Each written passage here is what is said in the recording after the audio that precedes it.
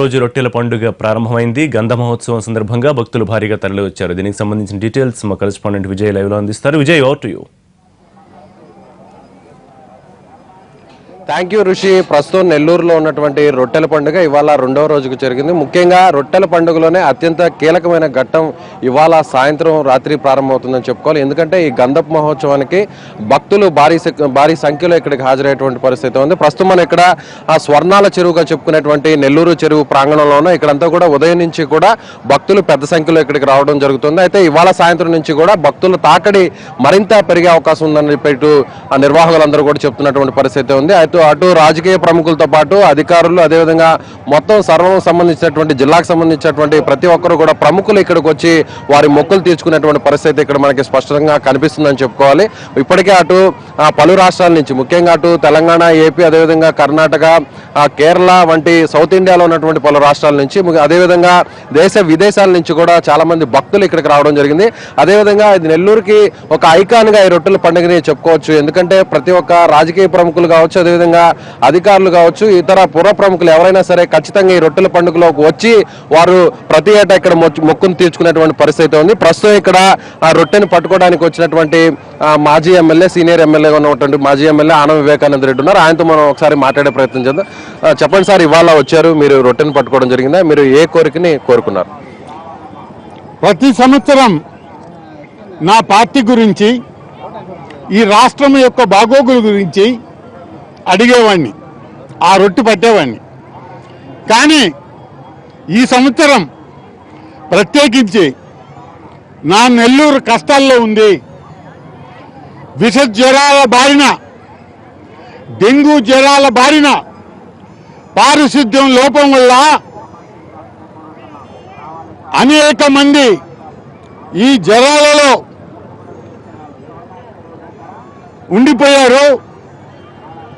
అందుకే బాబాను కోరుకున్న ఇటువంటి జ్వరాలు రాకుండా కాపాడమని, నా నెల్లూరుకి ప్రత్యేక నిధులు అందించమని బాబాని కోరుకున్నా. ఇక్కడ మనుషులు, వచ్చిన యాత్రికులు ఎక్కువ మంది వచ్చారు, బయట రాష్ట్రాల నుంచి కూడా. కనీస వసతి లేకుండా చేశారు ఈ మైదానంలో. ఈ మైదానంలో అంతా కూడా అంగళ్ళ వాళ్ళే ఉన్నారు తప్ప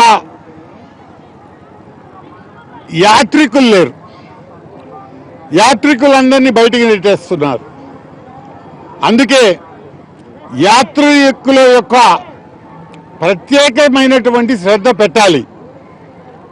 పై సంవత్సరం అన్నా ఈ సలహాని పాటిస్తారని నేను ఆశిస్తున్నా. ముఖ్యంగా నెల్లూరు వాసుల నుంచి కూడా ఒక డిమాండ్ వినిపిస్తుంది. ఇది ఒక ఆధ్యాత్మిక కేంద్రంగానే కాకుండా ప్రభుత్వం దీన్ని ఒక పర్యాటక కేంద్రంగా కూడా అభివృద్ధి చేయాలని చెప్పేసి ఇటు ప్రజలందరూ కూడా డిమాండ్ చేస్తున్నారు. దీన్ని మీరు ఏకీభవిస్తున్నారు?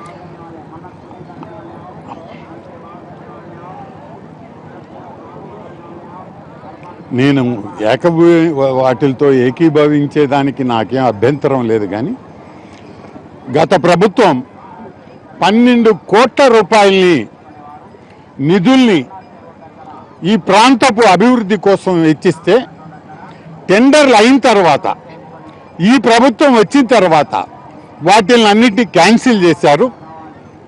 ఇది విమర్శ కాదు, జరిగిన వాస్తవాన్ని చెప్తున్నాను. అయితే నేను ఎవరిని విమర్శించదలుచుకోలేదు. కనీసం ఈ దుర్వాసన లేకుండా చేయగలిగితే చాలా గొప్పగా చేసినట్టే అర్థం. ఇదే విధంగా అంటే ఇక్కడ ఉన్నటువంటి కాంగ్రెస్ పార్టీ నాయకుడిగా ఉన్న ఆనం వివేకానంద రెడ్డి ఒకటే చెప్తున్నారు. గత అధికారంలో ఉన్నప్పుడు మేము 12 కోట్ల రూపాయలతో దర్గా అభివృద్ధికి, ముఖ్యంగా ఈ రొట్టెల పండుగ కోసం ఒక చిరస్థాయిగా దేశంలోనే నిలిచే విధంగా కూడా టెండర్లు పిలిచినప్పటికీ వాటిని వచ్చినటువంటి నేటి ప్రభుత్వం రద్దు చేసింది. దీని మీద ప్రభుత్వం దృష్టి సారిస్తే బాగుంటుంది. ఈ దర్గాని, అదేవిధంగా రొట్టెల పండుగ వచ్చేటువంటి భక్తులకు మరిన్ని శాశ్వత సౌకర్యాలను ఏర్పాటు చేయాలని చెప్పి ఆయన డిమాండ్ చేస్తున్నటువంటి పరిస్థితి ఉంది. మొత్తం మీద నెల్లూరు చుట్టుపక్కల ఉన్నటువంటి ప్రాంతాలే కాకుండా దేశ విదేశాల నుంచి కూడా లక్షలాది సంఖ్యలో వస్తున్నటువంటి భక్తులకు పూర్తి స్థాయిలో సౌకర్యాలు కల్పిస్తున్నట్లుగా అటు అధికార వర్గం చెప్తుంది. అదేవిధంగా అటు ప్రతిపక్షంగా ఉన్నటువంటి వారు కొన్ని విమర్శలు చేస్తున్నప్పటికీ మొత్తం మీద భక్తులందరూ కూడా రొట్టెల పండుగలో సంతోషంగా పాల్గొతున్నటువంటి పరిస్థితి మనం ఖచ్చితంగా చెప్పవచ్చు. ఇది ఇక్కడ ఉన్నటువంటి రొట్టెల పండుగకు సంబంధించినటువంటి update. Over to Hyderabad studio. Right.